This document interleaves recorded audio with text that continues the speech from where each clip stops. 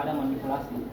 Kalau kita tidak menekan dalam spektrum tahanannya, dalam batas tahanannya, maka efektivitas manipulasi itu tidak tercapai. Jadi itu yang penting.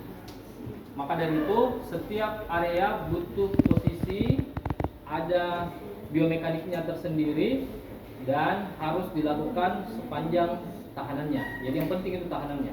Tahanan itu adalah ketika kita menekan, mendorong bagian atau struktur persendian, maka kita akan menemukan sensasi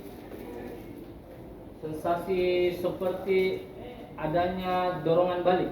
Jadi ketika kita mendorong, ada yang menekan balik dari kita. Itu tahanannya. Atau biasa disebut, kalau di area osteopati disebutnya barrier. Biasa disebut juga resisten. Kalau di di beberapa terminologi namanya resisten. Jadi resisten itu adalah tekanan yang kita temukan pada saat kita mendorong sebuah struktur persendian.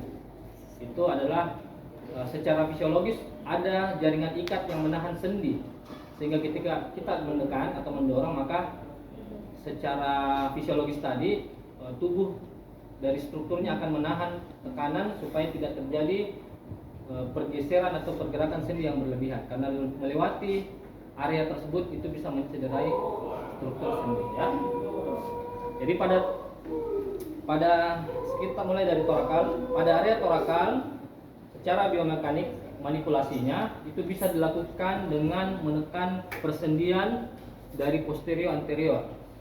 Tekanannya itu tegak lurus dari posterior ke anterior. Kemudian yang harus diingat dalam beberapa posisi manipulasi, terutama pada area torakal, maka penting untuk mengatur ritme pernapasan, di mana manipulasi itu diberikan ketika nafas sudah terbuang habis dari rongga paru-paru. Kenapa? Karena ketika ada paru-paru mengembang, maka tentu saja tekanan akan disalurkan di intra lungsnya, ya, sehingga dia tidak akan menekan di persendiannya. Jadi ketika kita ingin fokus ke persendian, maka paru-parunya dikosongkan dulu, baru kita lakukan tekan. Oke? Jadi pasien di posisinya tengkurap, kemudian kepalanya boleh seperti ini atau boleh miring ke samping juga boleh. Kita memposisikan pasien dekat dengan tubuh kita. Geser di sini. Oke. Kemudian badan kita sedekat mungkin dengan pasien, tangan ada beberapa opsi kita bisa lakukan. Posisi seperti ini, bisa juga lakukan posisi seperti ini, boleh posisi seperti ini. Tapi setidaknya posisi-posisi yang kita lakukan memfokuskan tekanan pada area persendian di torakalnya, ya, di fasetnya. Jadi tekanan kita usahakan jangan terlalu melebar. Kenapa? Karena kalau dia terlalu melebar, maka tekanan ada di tulang ribsnya. Kalau tulang ribsnya yang kita tekan, maka akan terjadi sangat minim gerakan pada persendiannya. Jadi dekatkan pada bagian midline-nya, ya, tapi bukan di spinosusnya, di samping spinosusnya. Oke. Kemudian badan kita bebankan ke tekanan kita. Jadi gunakan badan kita sebagai tekanan yang akan mendorong persendian ke bawah, ya. Kita tekan dia seperti ini. Oke? Nih. Nah, di beberapa kondisi atau bahkan di beberapa praktek manipulasi biasanya didahului dengan gerakan-gerakan mobilisasi untuk mengetahui, mengenali dan merasakan sensasi resisten pada persendian di sini. Jadi jangan langsung begini, ya. Kayak profesional sekali. Tapi kamu rasakan dulu sejauh mana tekanan yang bisa kita dorong. Oke? Sejauh mana tahanannya. Itu yang harus kita rasakan. Dan itu harus dilatih, karena tidak mungkin ada beberapa orang yang butuh beberapa kali baru berhasil, ada yang bisa langsung, ya. Terutama laki-laki biasanya bisa langsung. Kenapa? Karena dia menekan terlalu kuat, biasanya tekanannya lebih kuat.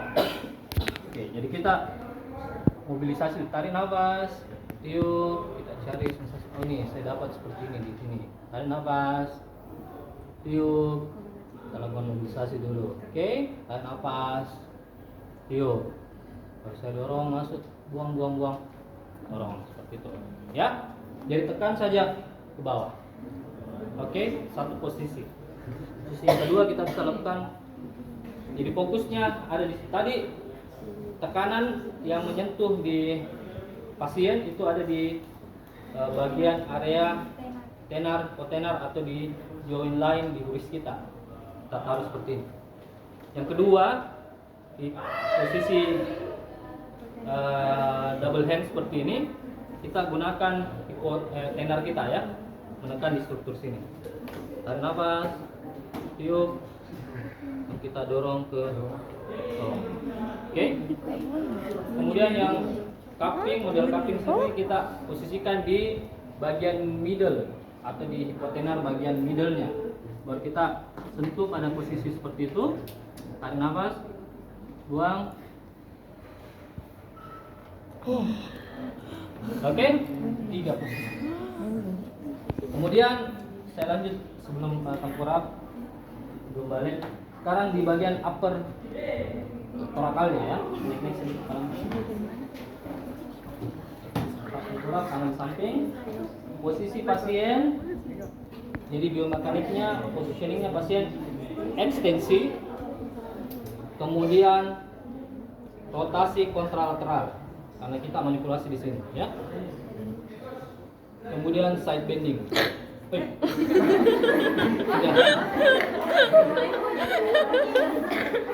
Dan bunyi kereta. Jadi dia ekstensi, side bending, rotasi kontralateral ya. Ekstensi yang digerakkan. Kemudian kita akan menekan di temporalnya, satu di sisi dalam daripada skapulanya, margomedial ke dalam antara spina proses spinosus dan margomedial skapula, tekanan kita di situ. Oke. Lihat ketika saya lakukan lateral side bending, ini sudah terangkat ya. Maka ini sudah narik sebenarnya. Jadi kita tinggal nge-push saja di bagian situnya ya. Jangan lagi nih turun lagi sana ya. Sakit ini sakit. Dan kalau sakit bilang ya. Tapi enggak apa-apa juga di sini. Sakit ini. Kasih relax kan. Relax dulu. Oke. Jadi kita buka area sini ya. Yang dibuka area sini, kemudian tarik nafas, buang.